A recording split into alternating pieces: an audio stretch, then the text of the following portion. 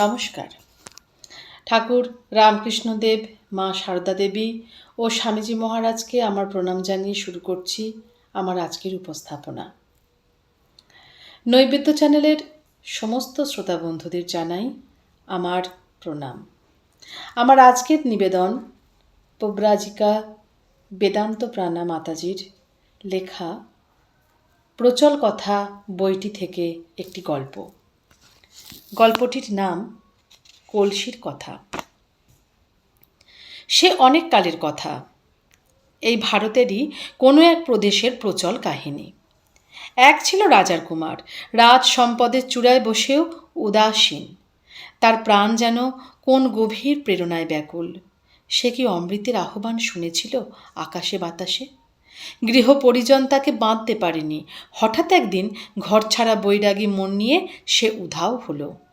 কেউ তার খোঁজ পেল না। পরিচিত বৃত্ত থেকে চিরদিনের জন্য হারিয়ে গেল সে। রাজার কুমার পথ চলছে তো চলছেই। মনে মনে ভাবে, আমায় পথ কে দেখাবে? কোথায় সেই কর্ণধার যিনি আমায় ভবসাগর পাড়ে নিয়ে যাবেন? কোনো এক সুপ্রভাতে সে এসে পৌঁছালো সবুজ ছায়া ঘেরা এক আশ্রমে। দূরে পাহাড়, অরণ্য, নির্ঝরের ধ্বনি, আর এদিকে নিরালা নির্জন তপবন। শাস্ত্র পড়াচ্ছেন এক ঋষি। প্রভাত তপনের মতো তার উজ্জ্বল আনন। মুগ্ধের মতো এগিয়ে রাজকুমার ঋষির চরণে নত হল। কোথা থেকে এলে কুমার? প্রভু, আমি পথ হারিয়েছি, আমায় পথ দেখান। কোন পথ চাও বৎস? শ্রেয় পথ ভগবান। সে যে বড় কঠিন, ক্ষুরোধার পথ। অসীম মনোবল নিয়ে চলতে হয় সে পথে, প্রতি মুহূর্তেই পতনের ভয়। আপনার আশীর্বাদে পথ সুগম হবে দেব।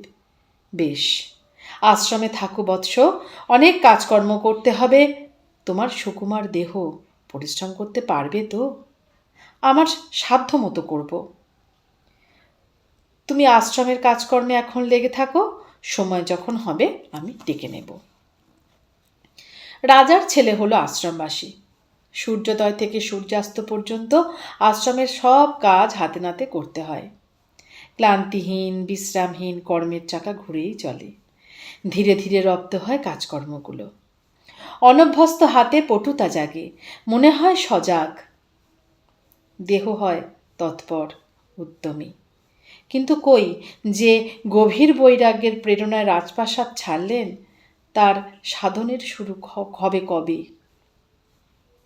দিন চলে যায়, মাস ঋতু আপন ছন্দে ঘুরে ঘুরে আসে। গাছের পাতা ঝরে, আবার কচি পাতায় ছেয়ে যায় বৃক্ষের শরীর।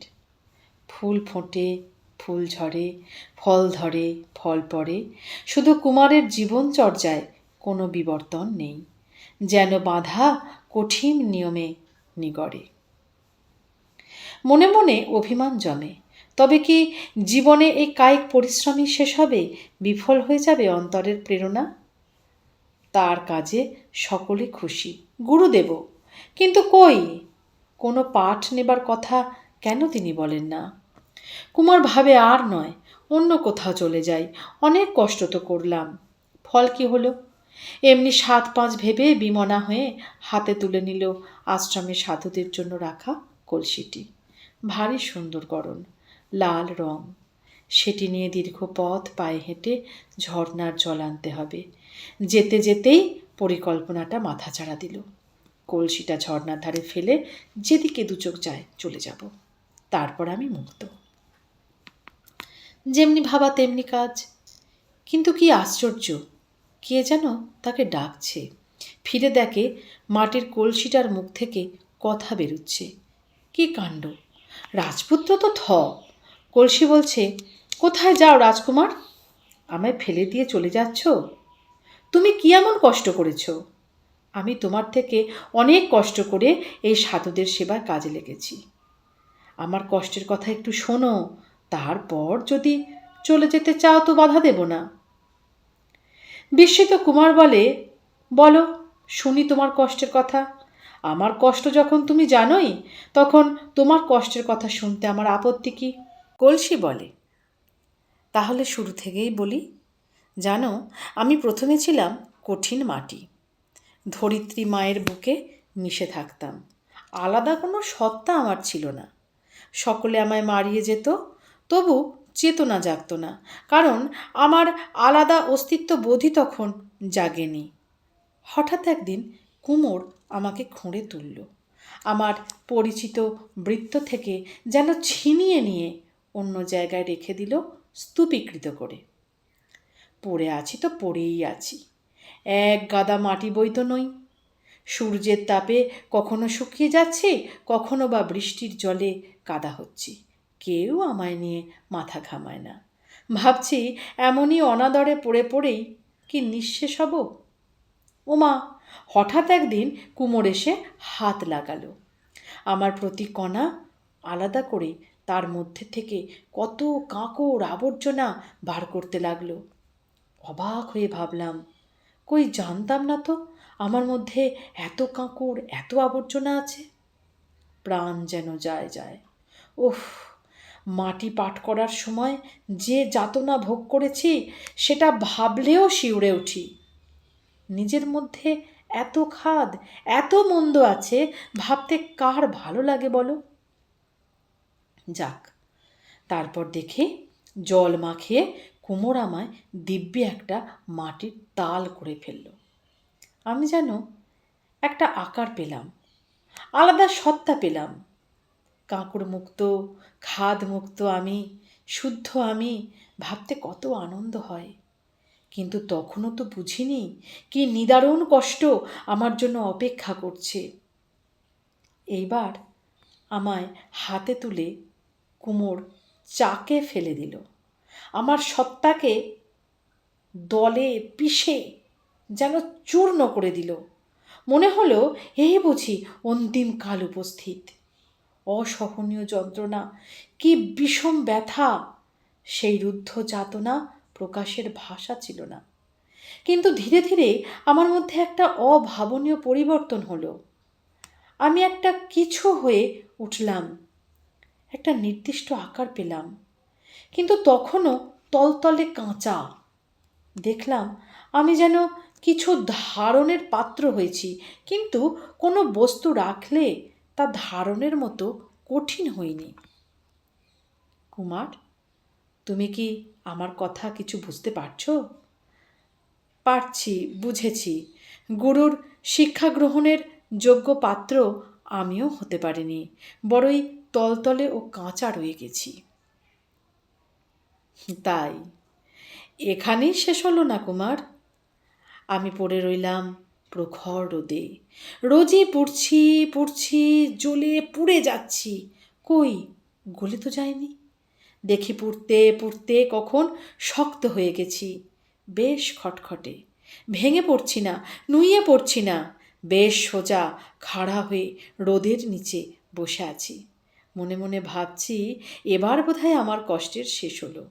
এমন সময় দেখি হন হন করে কুমোর আসছে। আমায় তুলে নিল, ঘুরিয়ে ফিরিয়ে দেখল, মনে হলো মুখে হাসি। তারপর নিয়ে চলল কোথায় সে তুমি ভাবতেও পারবে না। দেখলাম দাও দাও করে আগুন জ্বলছে, আমাকে তারই মধ্যে ফেলে দিল। আগুনে কি পুড়েছ কুমার? সেই দহনের যন্ত্রণায় আমি জ্ঞান হারালাম। ধিক ধিক করে আগুন আমার অঙ্গের অণু পরমাণুতে অদ্ভুত এক রূপান্তর ঘটালো। আমার ধূসর রং লাল হয়ে গেল, নিজেকে নিজেই যেন চিনতে পারছিলাম না। তারপরেই ফেলে দিল শীতল জলে। তপ্ত অঙ্গ আমার জুড়িয়ে গেল। ধীরে ধীরে এক নতুন তনু নিয়ে আমি নিজেকে নতুন করে পেলাম। ভাবলাম এতদিনে আমার কোনো কিছু ধারণের শক্তি হলো। এখন জল, দুধ, ঘি, দই যাই রাখা যাক, থাকবে, পড়ে নষ্ট হবে না। এ একটা তৃপ্তি, কি বলো?